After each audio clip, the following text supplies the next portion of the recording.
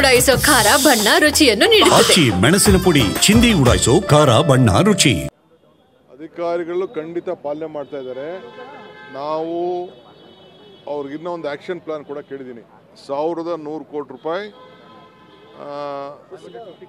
550 kilometre arterial ರೋಡ್ಗಳು ಅದನ್ನು ಮಾಡೋಕ್ಕೆ ಹೇಳಿದ್ದೀನಿ.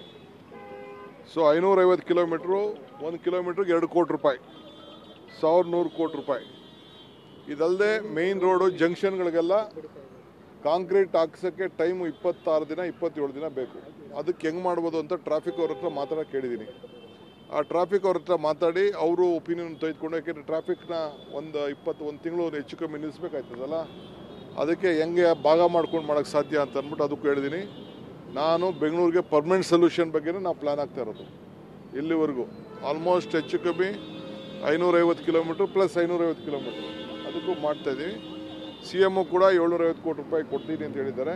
ನಮ್ಮ MLAಗಳಿಗೂ ಕೂಡ ನಾವು ಈಗಾಗಲೇ ಅವ್ರಿಗೆ ಅವ್ರ ಕ್ಷೇತ್ರದಲ್ಲಿ ಆಯ್ಕೆ ಮಾಡ್ಕೊಳ್ಳಿಕ್ಕೆ ವಾರ್ಡ್ ರೋಡ್ಗಳಿದೆಯಲ್ಲ ಅವ್ರ ಕ್ಷೇತ್ರಗಳಲ್ಲಿ ಅದಕ್ಕೆ 1100 ಕೋಟಿ ರೂಪಾಯಿ ಬಿಡುಗಡೆ ಮಾಡೋದು ಅಂತ ತೀರ್ಮಾನ ಮಾಡಿ ಅದು ಕೂಡ ಅವ್ರಿಗೆ ಕಂಪಲ್ಸರಿ ನೀವು ರೋಡ್ ಬಿಟ್ಬಿಟ್ಟು ಏನೂ ತೊಗೋಬಾರ್ದು ಅಂತ ಅವ್ರಿಗೂ ಇನ್ಸ್ಟ್ರಕ್ಷನ್ ಕೊಟ್ಟಿದ್ದೀವಿ. ಸರ್, ಎಷ್ಟು ಗಂಟೆ ಮುಚ್ಚಿದ್ದಾರೆ ಸರ್?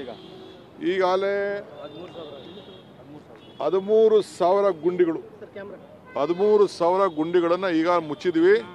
ಒಂದೊಂದು ಗುಂಡಿನೂ ಫೋಟೋ ಹಿಡಿಸಿದ್ದೀನಿ, ಒಂದೊಂದು ಗುಂಡಿಗೂ ರೆಕಾರ್ಡ್ ಮಾಡಿಸಿದ್ದೀನಿ. GPS ಮತ್ತೊಂದು ಎಲ್ಲ ಸೇರಿ ಕೊಟ್ಟಿದ್ದೀನಿ. ಬೇಕಾದ್ರೆ ನಿಮಗೆಲ್ಲ ಡೌನ್ಲೋಡ್ ಮಾಡಿಸ್ತೀನಿ, ನೀವು ಅದನ್ನೆಲ್ಲ ರೀಚೆಕ್ ಮಾಡ್ಬೋದು.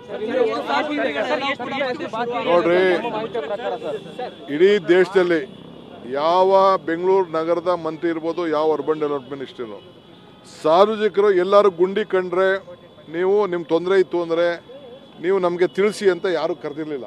ನಾನೇ ಆ್ಯಪ್ ಮಾಡಿ ಪೊಲೀಸವ್ರ ಕೆಲವು ಬರ್ಸ್ಕೊಂಡು ಮಾಡಿದ್ದು ಇಡೀ ದೇಶದಲ್ಲೇ ನಮ್ಮ ಕರ್ನಾಟಕ ರಾಜ್ಯದಲ್ಲಿ ಮಾತ್ರ.